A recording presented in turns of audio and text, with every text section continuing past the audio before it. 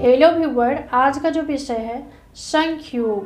देखिए संख्योग किस प्रकार से निर्माण होता है, संख्योग का देखने का जो तौर तरीका है वह क्या है, संख्योग जब भी बर्थ चार्ट में बनता है तो कौन सी ग्रह, कौन सी भाव और कौन सी राशि की भूमिका होती है, इस पर भी चर्चा होगी।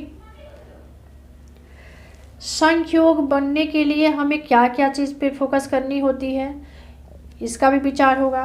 देखिए इसको समझने के लिए यहाँ पे कर्क लग्न की पत्रिका है। आप सबके पास कोई भी पत्रिका हो सकती है, मेष से लेकर मीन लग्न की कोई पत्रिका होगी, आप सब देख सकते हैं, समझ सकते हैं। तो चलिए अपने टॉपिक को आगे बढ़ाते हैं और दो प्रकार से यहाँ पर हम समझने वाले हैं। तो जो पहला प्रकार है इसमें हमें पंचम भाव षष्ठ भाव के स्वामी अधिपति को ही देखना होगा। तो देखिए यहाँ पे जो पत्रिका है कर्क लग्न की पत्रिका है, यहाँ से हम पंचम भाव षष्ठ भाव के अधिपति को देखना है।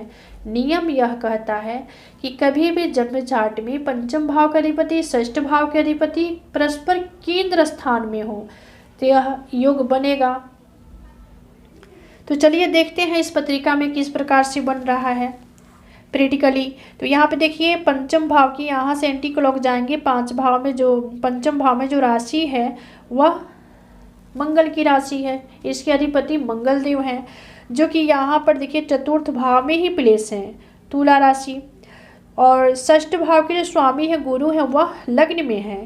तो देखिए 1 2 3 4 गुरु से मंगल चौथे हैं, और यहाँ से 1 2 3 4 5 6 7 8 9 10 और मंगल से गुरु दसम भाव में है। तो यहाँ पर एक प्रकार से देखिए संख्योग बन गया। अब दूसरी तरफ देखते हैं, उसमें हमें क्या करना है, उसको समझने के लिए उसका जो मेथड है, लग्न का स्वामी दशम भाव का स्वामी चढ़ राशि में हो। फिर से रिपीट कर देती हूँ, लग्न का अधिपति और कर्म भाव यानी दशम भाव के अधिपति चढ़ राशि में हो तो यह योग बनेगा। चलिए इसको हम घटाते हैं बर्थ चार्ट में। तो देखिए यहाँ पे चढ़ राशि है, लग्न में जो राशि है कर्क राशि है, कर्क राशि के अधिपति चंद्रमा हुए। तो चंद्रमा देखिए कहाँ पर है, यहाँ पे सप्तम भाव में प्लेस है, और जो राशि है चंद्रमा जिस भाव में बैठे हुए हैं वहाँ जो राशि है मकर राशि है, जो कि चढ़ राशि है। अब कर्म भाव दसम भाव के अधिपति को देखिए, यहाँ जो अधिपति बनते हैं वह मंगल देव है, ये भी चतुर्थ भाव में तुला राशि चढ़ राशि है, यहीं पे स्थित हैं। दोनों प्रकार से इस पत्रिका में संख्योग घटित हो रहा है। अब चलिए इसके प्रभाव और इसकी विशेषता के बारे में जान लेते हैं। के प्रभाव से व्यक्ति को मान सम्मान मिलता है, उसकी पद प्रतिष्ठा में वृद्धि होती है, वह अपनी मेहनत की बदौलत आगे बढ़ता है, अपने लक्ष्य को भी प्राप्त करता है। ऐसा जातक हायर एजुकेशन को प्राप्त करता है, यानी उच्च शिक्षा उसे प्राप्त होती है, उच्च शिक्षा को प्राप्त करता है।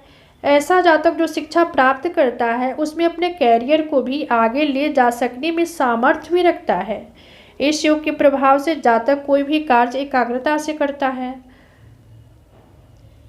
ऐसा जातक अपने लक्ष्य के प्रति सजग और सतर्क भी रहता है।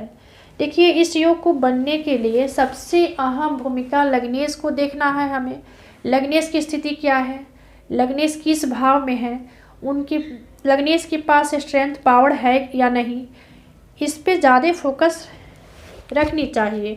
तो आज का विषय ये समाप्त होता है। मिलते हैं अगले वीडियो में एक नए विषय वस्तु के साथ। तब तक के लिए धन्यवाद।